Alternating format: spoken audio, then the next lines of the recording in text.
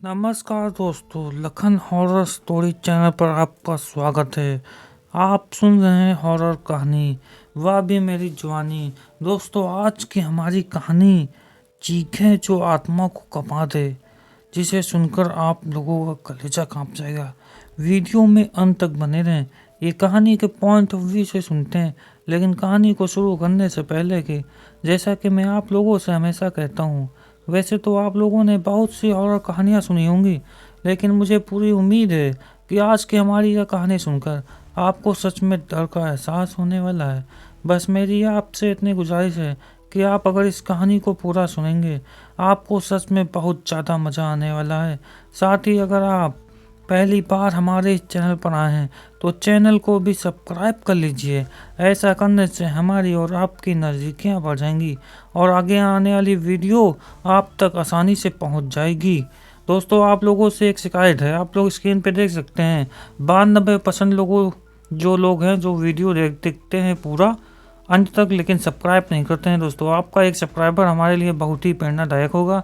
आगे वीडियो और भी अच्छे बना सकूंगा। दोस्तों, सब्सक्राइब जरूर कीजिएगा। आप देख सकते हैं 8% लोग जो हैं जो सब्सक्राइबर हैं वो हमारा वीडियो देखते हैं, लेकिन जो 92% हैं वो लोग वीडियो देख लेते हैं लेकिन सब्सक्राइब नहीं करते हैं। दोस्तों, ऐसा मत करिए। आप लोग सब्सक्राइब जरूर कीजिएगा ताकि और भी प्रेरणादायक मिल सके और भी अच्छी वीडियो आप तक आसानी से पहुँच जाए। तो ज़्यादा समय ना लेते हुए जल्दी से अपनी कहानी को शुरू करते हैं। नमस्कार दोस्तों, मेरा नाम लखन है और मैं उन्नाव उत्तर प्रदेश का रहने वाला हूँ। आप लोगों ने अपनी ज़िंदगी में बहुत सी भूतिया और डरावनी कहानियाँ सुनी होंगी, लेकिन आज मैं आप लोगों के लिए जो कहानी लेकर आया हूँ, उस कहानी को सुनकर आप लोगों को इस बात पर यकीन होगा कि कभी कभार हम लोग किसी ऐसी अनजान जगह पर दस्तक दे देते हैं जहाँ शायद हम लोगों को नहीं जाना चाहिए, क्योंकि हमारे से पहले ही वहाँ पर कुछ ऐसी चीज़ों की रहस्यमयी होती है जिससे वह जगह हमारे लिए कहीं ना कहीं खतरनाक साबित हो सकती है। लेकिन फिर भी हम लोग उन सब बातों पर ध्यान ना देते हुए सिर्फ एक एंजॉयमेंट के चलते इन सारी चीज़ों को नज़रअंदाज कर देते हैं और फिर वही चीज़ हम लोगों के लिए आगे जाकर भारी पड़ सकती है। दरअसल यह कहानी शुरू होती है गहरे अंधकार में डूबी हुई वो रात। चारों ओर घना सन्नाटा था जिसे केवल जंगली जानवरों की धीमी आवाजें तोड़ रही थी। बरसों से वीरान पड़े उस महल में आज पहली बार कोई रोने की आवाज सुनाई दी। आंचल, एक मासूम लड़की, अपनी माँ के मृत शरीर की को गोद में लिए बिलख रही थी। उसकी माँ की आंखें भय से फटी हुई थी, मानो मरने से पहले उन्होंने कुछ इतना भयानक देखा हो जिसे शब्दों में बयान करना नामुमकिन था। अचानक बार बार अपनी माँ के चेहरे को छूती, उन्हें जगाने की कोशिश करती, लेकिन ठंडी हवा ने उसे एहसास करा दिया कि अब उसकी माँ कभी नहीं उठेगी। वह पूरी तरह से अकेली थी, पर शायद नहीं। अचानक महल के बड़े दरवाजे पर तेज धमाका हुआ। हवा ठहर गई, दियों की लौ कांपने लगी और चल का दिल जोर जोर से धड़कने लगा। उसकी माँ के मर्त शरीर से धुआं उठने लगा और एक गहरी कहराती हुई आवाज महल के कानों में गूंज उठी, अब तुम्हारी बारी है। आंचल की सांसें अटक गईं। उसने कांपते हुए देखा कि उसकी माँ का शरीर धीरे धीरे उठ रहा था, लेकिन उसकी आंखों में अब कोई जीवन नहीं था।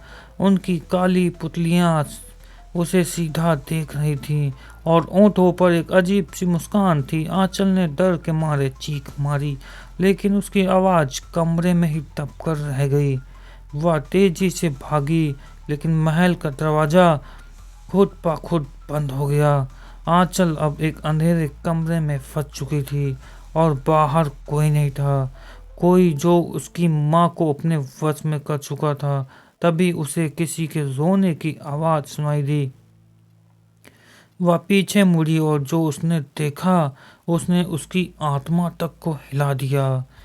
उसकी माँ बिल्कुल बदल चुकी थी।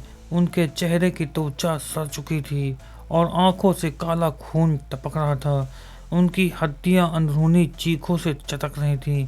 अचानक उनकी उंगलियां लंबी होने लगीं, नाखून नुकीले और धार धार हो गए। तुम भी मेरी तरह बनोगी आंचल, एक गहरी बर्फीली आवाज गूंजी। आंचल जमीन पर गिर गई। उसकी आंखों से आंसू बहने लगे। माँ प्लीज मत करो ऐसा। तभी एक औरत की आवाज गूंजी। ये सिर्फ शुरुआत है। आंचल ने देखा कि एक छाई मई आकृति दीवार से निकलकर आई। उसके लंबे बाल हवा में उड़ रहे थे और उसकी आंखें लाल अंगारों जैसी चमक रही थी। वह कोई और नहीं बल्कि एक ब्रह्म पिशाच था। तुम्हारी माँ की आत्मा मेरी है और जल्द ही तुम भी मेरी होगी। उसने आगे बढ़कर आंचल की ओर हाथ बढ़ाया, लेकिन जैसे ही वह उसे छूने वाली थी, अचानक दीवारों पर लगे श्लोक उभर आए और एक शक्तिशाली रोशनी पूरे महल में फैल गई। ब्रह्म पिशाच पीछे हट गई, गुस्से में चीख पड़ी, ये तुम्हें बचा नहीं सकता आंचल। और फिर वह अंधेरे में विलीन हो गई। अंधेरा छटते ही महल में एक पुराना दरवाजा खुला और उसमें से एक बूढ़ा साधु निकला। उसकी आंखों में अपार ज्ञान था, लेकिन चेहरा चिंता से भरा हुआ था। आंचल या महल तुम्हारा नहीं, बल्कि उस पिशाच का घर है। अगर तुम यहाँ एक और रात रुकी, तो सूरज उगने से पहले तुम भी उसी का हिस्सा बन जाओगी। आंचल ने घबराकर पूछा, लेकिन वह कौन थी और मेरी माँ के साथ क्या हुआ? साधु ने गहरी सांस ली और कहा, ब्रह्म पिशाच कोई साधारण आत्मा नहीं, ये एक शापित आत्मा है जिसे मोक्ष कभी नहीं मिलेगा। और तुम्हारी माँ, वे इसके पहली शिकार नहीं थी। आंचल के पैरों के नीचे की जमीन खिसक गई।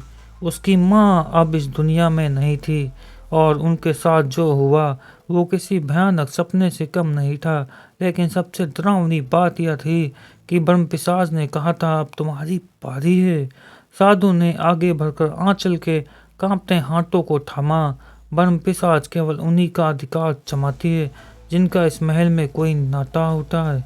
तुम्हारी माँ, वह इस श्राप से पहले ही बन चुकी थी, लेकिन तुम्हें अब भी बचाया जा सकता है। आंचल की आंखों में आंसू थे, पर मेरी माँ को क्या हुआ? वह अचानक ऐसे क्यों बदल गई? साधु ने गहरी सांस ली और बोले, इस महल का इतिहास बहुत पुराना है। यह सिर्फ एक खंडहर नहीं, बल्कि एक बंद दरवाजा है। एक ऐसी दुनिया का दरवाजा जो अंधेरे और पिशाचों से भरी हुई है। और ब्रह्म पिशाच ये सिर्फ एक आत्मा नहीं, बल्कि एक श्राप है जो पीढ़ियों तक अपना शिकार ढूंढती है। साधु ने आंचल का एक पुराना ग्रंथ दिखाया। उसके पन्ने पीले पड़ चुके थे और उन पर खून जैसे निशान थे। सैकड़ों साल पहले इस महल में एक तांत्रिक रहता था, रुद्रनाथ। वह अमरत्वों की साधना कर रहा था, लेकिन एक रात उसकी साधना अधूरी रह गई और वह शापित हो गया। वह न तो पूरी तरह मरा और न ही जिंदा रहा, वह ब्रह्म पिशाच बन गया।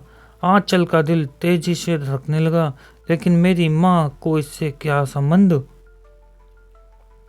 साधु की आंखें दुख से बढ़ आईं।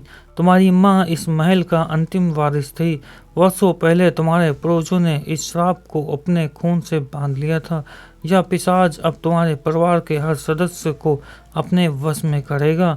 तुम्हारी माँ इसके पहली शिकार बनी, अब तुम अगली हो। अचानक महल की दीवारें हिलने लगीं, हवा में सर्द बढ़ गई और चारों ओर एक अजीब सा अंधेरा छा गया। एक धीमी तनावनी हंसी पूरे महल में गूंज उठी। कोई भी मुझे रोक नहीं सकता, मैं आ रहा हूँ। आंचल और साधु ने पलटकर देखा। सामने महल के पुराने आईने में धुआं उठ रहा था। आईने में से एक आकृति उभर रही थी, लंबे नुकीले नाखून, लाल चमकती आंखें और काले धुएं से लिपटा एक राक्षसी चेहरा। आंचल, पिशाच ने फुसफुसाया, तुम मेरी हो चुकी हो।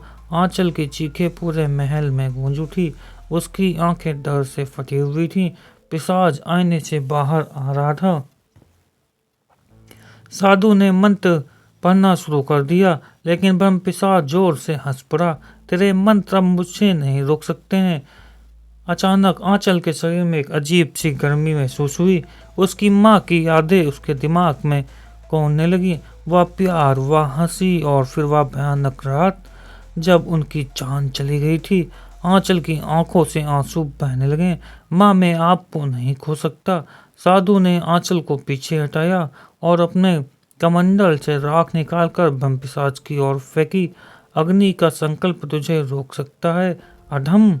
लेकिन जैसे ही राख ब्रह्मपिशाच पर गिरी, वह जोर से चीखा और हवा में घुलने लगा।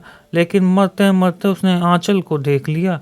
मैं वापस आऊंगा और अगली बार कोई मुझे रोक नहीं सकेगा।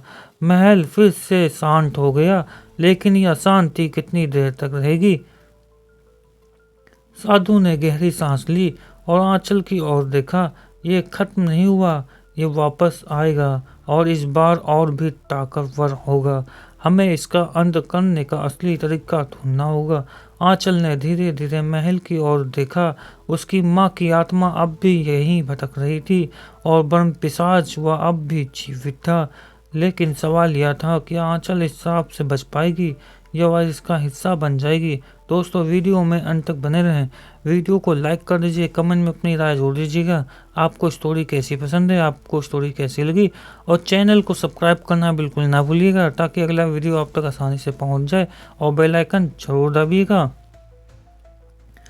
रात के अंधेरे में महल के गलियारे सन्नाटे में डूबे हुए थे। बाहर की ठंडी हवा भी भीतर के डर को कम नहीं कर पा रही थी। आंचल अभी भी कांप रही थी। ब्रह्मपिशाच ने जाते जाते जो कहा था, मैं वापस आऊंगा, उसकी आवाज उसके कानों में गूंज रही थी। साधु ने आंचल के कंधे पर हाथ रखा। डरो मत बच्ची, अब हमारे पास ज्यादा समय नहीं है, हमें इसे खत्म करना ही होगा। तभी एक और चीख ने महल की दीवारों को हिला दिया। यह कोई साधारण चीख नहीं थी, इसमें दर्द, पीड़ा और डर के हजारों परछाइयां थी। आंचल और साधु दोनों उस आवाज की दिशा में भागे। महल की एक और पुरानी दीवार के पीछे से हल्की रोशनी झलक रही थी। जैसे ही साधु ने मंत्र पढ़ते हुए दीवार पर हाथ रखा, वह धीरे धीरे सरकने लगी और उनके सामने एक गुप्त कमरा खुल गया। कमरे के अंदर एक बड़ा तांत्रिक चक्र बना हुआ था और बीच में एक लड़की जमीन पर बैठी हुई थी। उसकी आंखें सफेद हो चुकी थी और शरीर पर काले धब्बे थे, मानो वह जिंदा होते हुए भी मर चुकी हो। वह धीमी आवाज में बड़बड़ा रही थी, ब्रह्मपिशाच वह मुझे ले जाएगा, वह मुझ में समा रहा है। आंचल की रूह कांप उठी। ये कौन है? साधु का चेहरा पीला पड़ गया। यह लड़की इस महल का आखिरी रहस्यमयी गवाह है और शायद इसकी आखिरी शिकार भी। साधु ने मंत्र पढ़ना शुरू किया और जैसे ही उन्होंने हाथ बढ़ाया, लड़की ने अचानक आंचल की ओर देखा। उसकी आंखों में एक अलग सा ही डर था। आंचल वह मुझे भी ले जाएगा। आंचल के पैरों तले जमीन खिसक गई। क्या? लड़की की आंखों से कालू आंसू बहने लगे। ब्रह्मपिशाच तुझसे जुड़ा हुआ है, तू ही इसका अंतिम दरवाजा है। आंचल की सांसें तेज हो गईं। नहीं, ये सच नहीं हो सकता। लेकिन तभी कमरे की हवा भारी हो गई और एक भयानक हंसी गूंज उठी। दीवारों पर अचानक खून की बूंदें गिरने लगीं और फर्श पर पुराने तांत्रिक चिन्ह चमक उठे। मुझे रोकने की कोशिश मत करो, अब यह मेरी है। साधु ने तेजी से एक तांत्रिक यंत्र निकाला और जोर से बोले, ओम नमः भगवते रुद्राय। अचानक पूरा कमरा सुनहरी रोशनी से भर गया। लड़की जमीन पर गिर पड़ी, उसका शरीर कांपने लगा। आंचल ने डर से अपनी आंखें बंद कर ली। जब उसने दोबारा देखा तो लड़की की आत्मा उसके शरीर से बाहर निकल चुकी थी। वह अब एक सफेद परछाई बन चुकी है जो धीरे धीरे हवा में विलीन हो रही थी। लेकिन ब्रह्मपिशाच की हंसी अब भी गूंज रही थी। तुमने मुझे आज रोका, लेकिन हमेशा के लिए नहीं। मेरी असली शक्ति अभी बाकी है। साधु की सांसें तेज थीं। उन्होंने आंचल की ओर देखा और धीरे से कहा, अब सच बताने का समय आ चुका है। आंचल ने कांपते हुए पूछा, क्या? साधु की आंखों में अजीब सा भय था। ब्रह्मपिशाच को कोई नहीं मार सकता, पर उसे कैद किया जा सकता है, लेकिन इसके लिए एक बलिदान देना होगा। आंचल की आंखों में डर था। कैसा बलिदान? साधु ने गहरी सांस ली। ये तो महल या फिर तू खुद? महल के कोनों में अंधेरा गहराने लगा। महल के गलियारे अब और भी डरावने हो गए थे। हर दीवार से अंधेरा टपक रहा था। हवा में एक अजीब सी गंध थी और दूर से आती ब्रह्मपिशाच की धीमी हंसी दिल दहला रही थी। साधु की बात अब भी आंचल के कानों में गूंज रही थी। या तो यह महल या तो फिर तू खुद। आंचल की आंखों में आंसू थे। मैं नहीं चाहती कि मेरी माँ की आत्मा भटके। मैं इस शराब को खत्म करना चाहती हूँ। साधु ने गंभीरता से उसकी ओर देखा। तो तुम्हें तैयार रहना होगा। यह कोई आसान बलिदान नहीं होगा। ब्रह्म पिशाच आसानी से हार नहीं मानेगा। साधु ने अपने झोले से लाल रंग का एक तांत्रिक धागा निकाला और आंचल के हाथ में बांध दिया। जब समय आएगा तो यह धागा तुम्हें बचा सकता है, लेकिन अगर तूने एक भी गलती की तो ब्रह्म पिशाच तुझे हमेशा के लिए अपनी बना लेगा। आंचल ने निश्चय से हिलाया। मैं अपनी माँ के लिए यह करूंगी। साधु ने महल के बीचों बीच एक हवन कुंड जलाया और मंत्रों का जाप करने लगा। जैसे जैसे मंत्रों की आवाज गूंजने लगी, महल की दीवारें हिलने लगी। मैंने कहा था ना, तुम मुझे नहीं रोक सकते। ब्रह्म पिशाच की भयानक आकृति हवा में उभरने लगी। उसकी लाल चमकती आंखें सीधे आंचल को घूर रही थी। ब्रह्म पिशाच हवा में तैरता हुआ आगे बढ़ा और आंचल के चारों ओर अंधेरा घना होने लगा। उसके शरीर में अचानक भारीपन महसूस हुआ। अब तेरा अंत करीब है लड़की। ब्रह्म पिशाच आंचल की ओर बढ़ा, लेकिन जैसे ही वह उसके करीब पहुंचा, साधु ने एक तांत्रिक यंत्र निकालकर जमीन पर मारा। ओम नमः भगवते रुद्राय। अचानक पूरे महल में सुनहरी रोशनी फैल गई। ब्रह्म पिशाच जोर से चिल्लाया। उसके हाथों से काला धुआं निकलने लगा। ये संभव नहीं है, मैं अमर हूँ। लेकिन तभी आंचल को अपनी माँ की आवाज सुनाई दी। बेटी, अब समय आ गया है। आंचल की आंखों से आंसू गिर पड़े। उसने खुद को संभाला और जोर से मंत्र पढ़ने लगी। ब्रह्म पिशाच तड़पने लगा। उसकी शक्ति कमजोर पड़ने लगी। साधु चिल्लाया, अब फैसला कर, महल या तू। आंचल ने एक गहरी सांस ली और बिना सोचे समझे उसने खुद को हवन कुंड की ओर धकेल दिया। मैं अपनी आत्मा कुर्बान करती हूँ, लेकिन इस शराब को खत्म करना होगा। जैसे ही आंचल की देह पवित्र अग्नि में संपर्क में आई, पूरा महल हिल उठा। ब्रह्म पिशाच जोर से चीखा। उसकी काली छाया हवा में घुलने लगी। उसके शरीर से निकलती भयानक चीखें पूरे हवेली में गूंज रही थी। आंचल की आंखें बंद हो गईं, लेकिन उसके चेहरे पर डर नहीं, शांति थी। सुबह की पहली किरण महल के खंडरों पर पड़ी हुई थी। साधु अब अकेले खड़े हुए थे। आंचल कहीं नहीं थी, लेकिन हवा में कुछ अलग ही था। महल की दीवारें अब शांत थीं। डरावनी चीखों के साथ अब सब कुछ खत्म हो चुका था। साधु ने आकाश की ओर देखा और बुदबुदाया, आंचल, तेरा बलिदान व्यर्थ नहीं गया। ब्रह्म पिशाच हमेशा के लिए खत्म हो गया। तभी हवा में एक हल्की ससराहट हुई। साधु के चेहरे पर हल्की मुस्कान आई। जा बेटी, अब तुझे मोक्ष मिल गया और महल हमेशा के लिए एक खंडेर बन गया। दोस्तों, वीडियो का अंत हो चुका है। वीडियो को लाइक कर दीजिए, कमेंट में अपनी राय जरूर दीजिएगा और चैनल को सब्सक्राइब करना बिल्कुल ना भूलिएगा, ताकि अगला वीडियो आप तक आसानी से पहुंच जाए और बेल आइकन जरूर दबाइएगा।